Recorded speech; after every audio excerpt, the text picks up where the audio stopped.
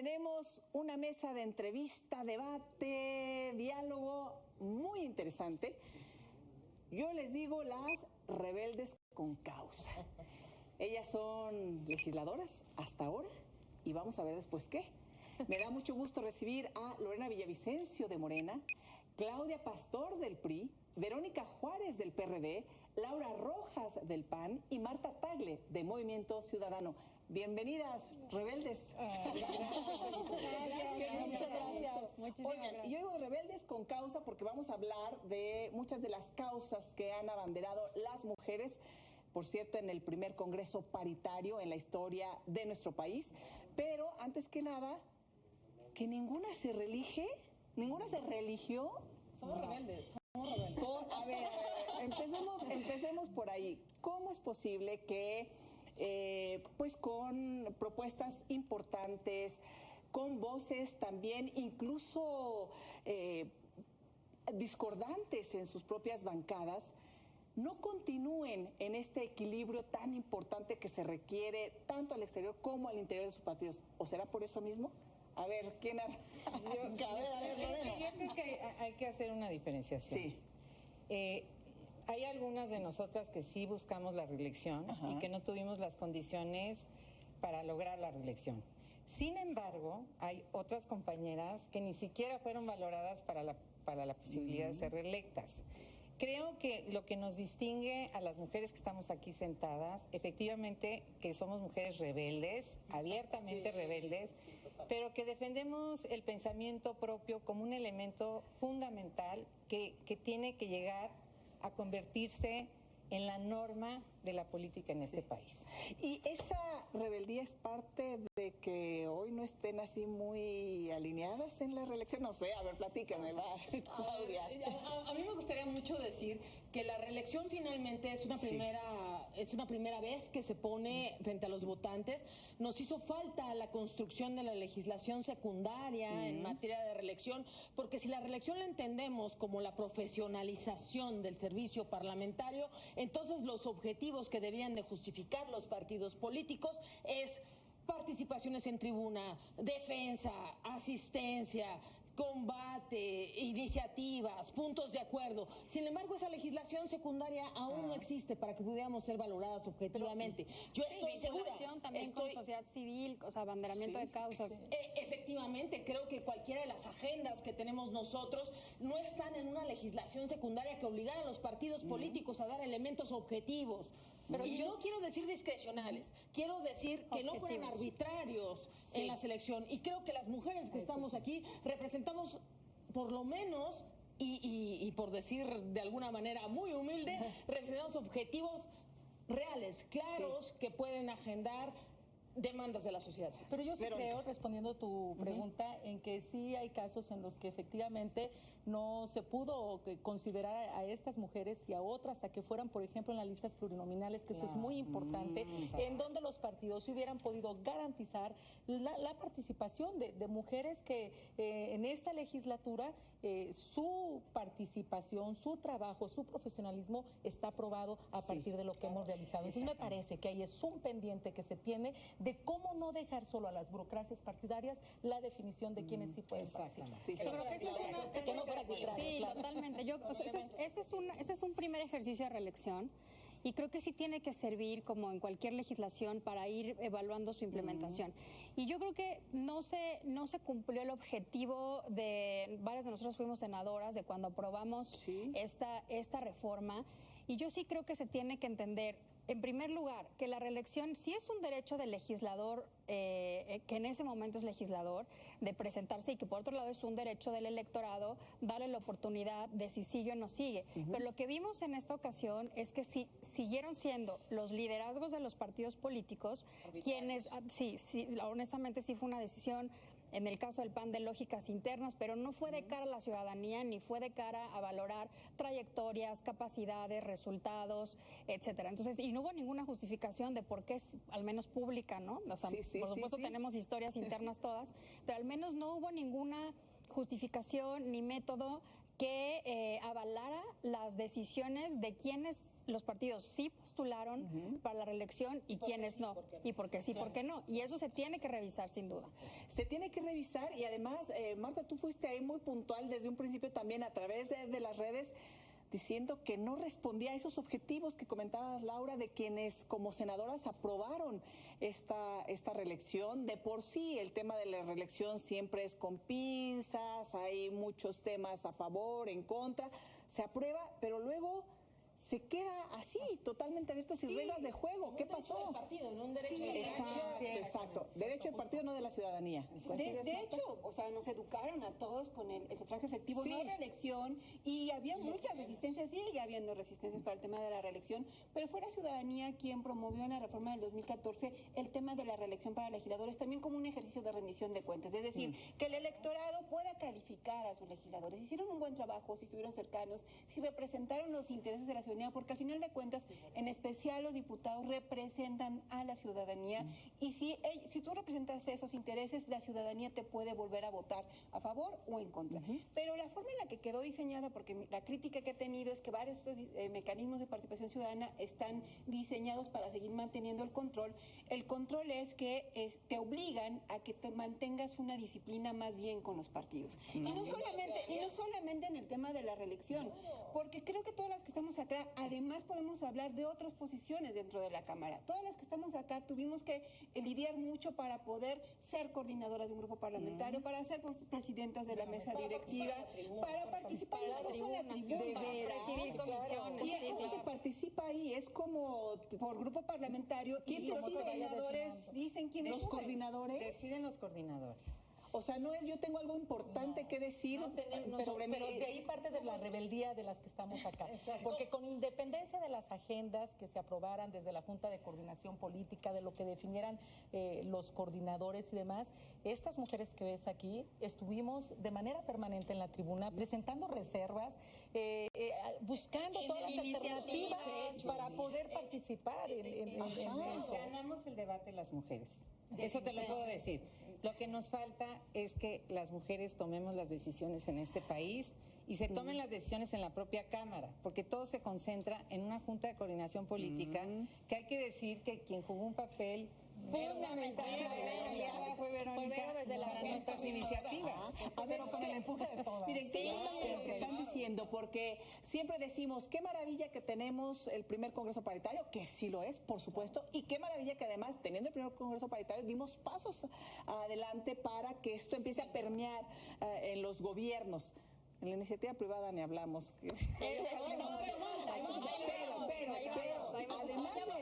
Pero además de la paridad, aún en el Congreso Paritario no tenemos igualdad sustantiva. Lo que están expresando aquí es que siguen siendo los señores los que tienen el poder de decisión o la mayoría de los puestos. A mí también me gustaría decir... Una cuestión es orden, una cuestión es cómo damos el debate, pero lo que te quiero decir es que en la realidad, a partir de acciones afirmativas y de paridad de género, las mujeres ganaron el debate. Estas mujeres con las que tengo el honor de estar en una mesa de rebeldes, es porque pese a todo, pese a si había más hombres o mujeres en la Jucopo, pese a las decisiones que se pudieran hacer, somos quienes nos subimos a la tribuna a debatir con argumentos sólidos, con valor, con congruencia. La realidad superó. Cuando las mujeres están al frente de los cargos, no las para nadie. Pero además, Oye, Lisa, de manera importante, impulsamos que tuviéramos 2 presidentas en la mesa directiva. Exacto. Impulsamos desde un principio que todas las comisiones fueran también 50-50, un asunto paritario,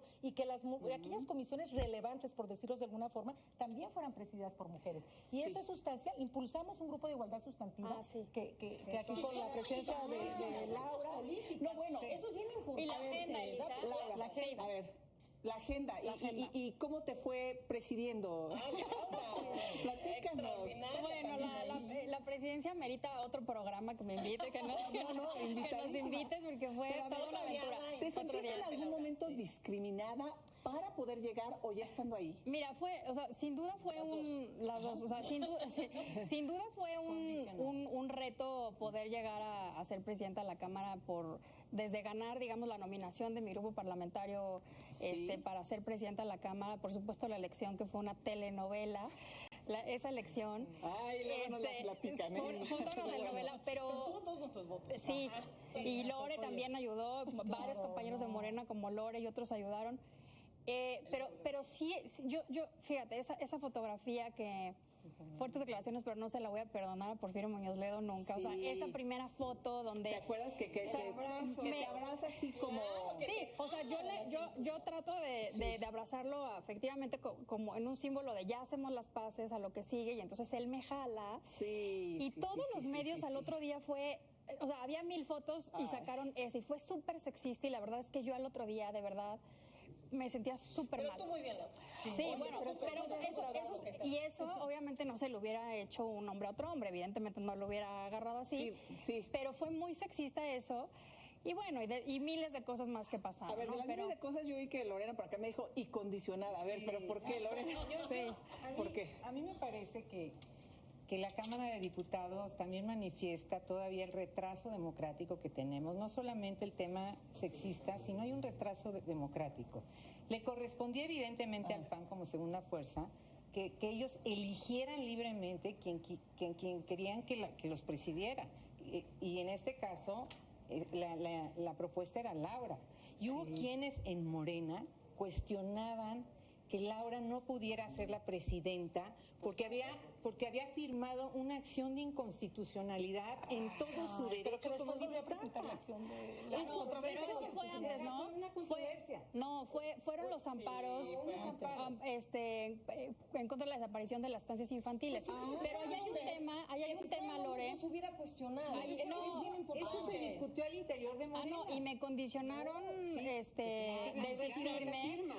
Tenías que renunciar, tenías que retirar firma. Tenía que retirar Pero además es una cuestión muy sexista, porque a un hombre no le hubieran cuestionado su papel frontal frente a determinada postura de una política pública. Sin embargo, cuando se va a aprobar la presidencia de una mujer, ¿creen que se puede condicionar su voto? ¿Creen que se puede exigir su claudicación a causas tan comunes como las estancias infantiles, como las que nos duelen a las mujeres, por ser nuestro papel social, ¿no? Entonces, efectivamente se puso de manifiesto. Lo importante decir de la organización de la Cámara es que sin duda la presidencia de la mesa directiva es muy importante porque además es la que representa al Poder Legislativo, pero me parece que en el diseño que tenemos es a la que le toca enfrentar los problemas. Es decir, me parece que la presión a la que estuvo confrontada Laura le tocó todo el tema de la toma de los maestros, bloqueadas muchos meses, le tocó el inicio de la pandemia, o sea, le tocó resolver muchos problemas importantes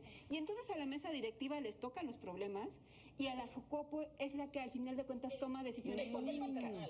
Porque la Junta de Coordinación Política es la que decide qué temas se discuten, qué temas no se discuten, cuándo se discuten, y la que los tiene que operar es la presidenta, cuando a veces ni siquiera los grupos quieren acompañar, y es la que tiene que resolver. Entonces, además, asumieron posiciones de liderazgo ella y Dulce María.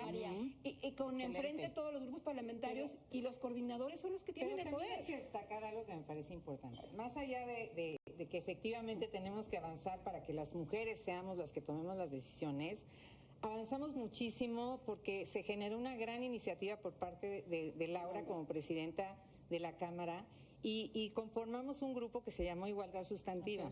Y la verdad es que ahí empezamos a hacer toda una... Era nuestro espacio de confabulación. Confabulación política. Y ahí era No, pero era la junta de confabulación. Porque ahí definíamos todo. La rebelde con causa. Perdón. Sí, Pero ha sido en verdad muy aleccionador, digo, hacia afuera y hacia adentro, porque me parece que hayamos logrado la paridad, eso de por sí, ya es un logro trascendente. Eso por una parte, pero por otra el conocernos, la sororidad que hay entre nosotras, el hacer a un lado los colores partidarios y poner por delante la agenda de las mujeres, la agenda de las niñas, y fue así como se logró, hay que decirlo también, el de impulsar una serie de reformas importantes para la garantía de los derechos de las mujeres. Y yo quiero reconocer algo en Lorena en particular, su valentía, que desde el grupo de Morena era una voz que finalmente también no claudicó, siempre estuvo firme a sus convicciones. Eso hay que decirlo. En Claudia también todos sus conocimientos, su firmeza, todo el conocimiento también y todo el empuje que dio nuestra presidenta. Y Marta Tagle, una compañera muy la rebelde mayor aquí. Entonces, logramos encontrar el núcleo esencial de la paridad, es decir, desde donde venimos, desde nuestras historias personales, vamos a impulsarlo. A mí me gusta mucho, por supuesto hemos hablado de paridad, hemos hablado de los de temas de mujeres, pero teniendo aquí a representantes de todos los partidos políticos contando sus experiencias que además coinciden en tantas cosas muy importantes que afectan a la vida política de nuestro país, como lo que sucede dentro de los propios partidos políticos. Es decir, tocaron temas importantes, por supuesto, de paridad, por supuesto, de mujeres, pero también de muchos otros, de toda la agenda, pero me preocupa porque ahora ya no van a estar. Y vienen temas muy importantes. Sí, vamos a estar. Bueno, ahí voy. Por ejemplo, vienen los temas de... Pues ya adelantó el presidente la agenda. A ver, nada más, así sí o no, nos quedan 2 minutitos. Habló del ejército en labores de seguridad pública, de ya integrarlo a la Sedena, el tema del INE, el tema de las plurinominales. Mencionaron a las plurinominales. Pues algo que quieran decir en relación a la agenda que viene brevemente antes de que concluya nuestro tiempo. A ver, Lorena. Yo estoy absolutamente en contra de la militarización. Estoy a favor de respetar a una institución que es patrimonio de la democracia en este país, como es el INE, y que lo acredito plenamente en esta elección.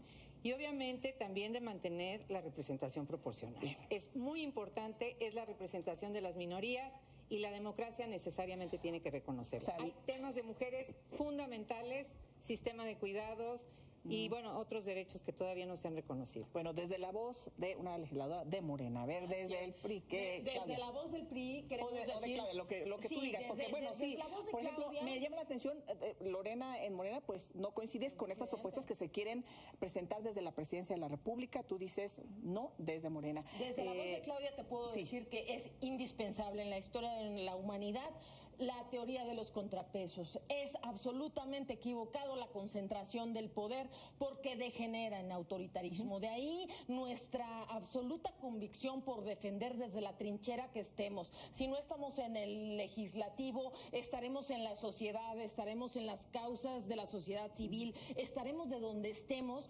impulsamos la teoría de los contrapesos, el Instituto Nacional Electoral, el Banco de México, el del conocimiento y cualquiera de los que sean los organismos técnicos debemos fortalecernos. Hemos presentado las iniciativas necesarias que se tienen que tomar en cuenta en la siguiente legislatura para fortalecerlos. México es un país plural, es un país multiétnico, es un país que no cabe en el blanco y negro que se ha querido manifestar y hemos presentado las iniciativas con este grupo de mujeres maravillosas y valientes para dar la cara en la tribuna después y en lo que siga. Y estaremos. Yo decirte que las que estamos acá hemos defendido, por supuesto, los derechos y la garantía de los derechos de las mujeres, pero también hemos estado en la discusión de los temas nacionales, en los de coyuntura y en todos de manera permanente. Y por eso te puedo decir, porque así lo hemos manifestado ya en algunos otros debates que inclusive iniciaron también en la Cámara, no a la militarización.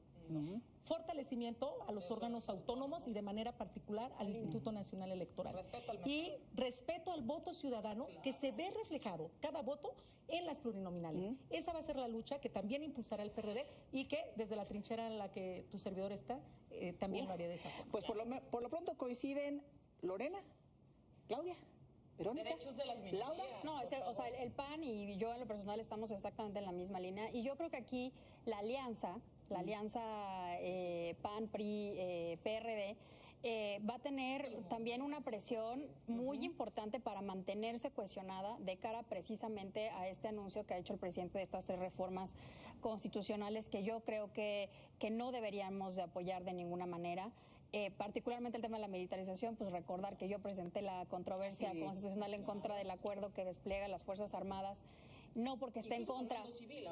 Sí, no porque no quería que las Fuerzas Armadas ayudaran, sino porque el tema es que cumplan con los requisitos que establece la Constitución. Entonces, definitivamente no. Y decirle al auditorio que aunque no vamos a ser diputadas en la siguiente legislatura, van a saber de nosotras. Vamos a seguir. Marta, y yo quiero insistir en eso. ¿Cómo saben? Creo que independientemente de los colores partidistas, este grupo de mujeres que ves acá vamos a seguir articuladas. Y vamos a seguir incidiendo. Somos mujeres empoderadas y las mujeres llegamos al poder para transformarlo. Vamos a seguir ahí. Vamos a seguir incidiendo en las decisiones públicas de este país. Vamos a seguir trabajando por la democracia y vamos a seguir trabajando por la igualdad. Van a saber de nosotras. Bueno, por lo pronto me permiten bautizarlas así, como las rebeldes con causa. Clase mediera rebelde.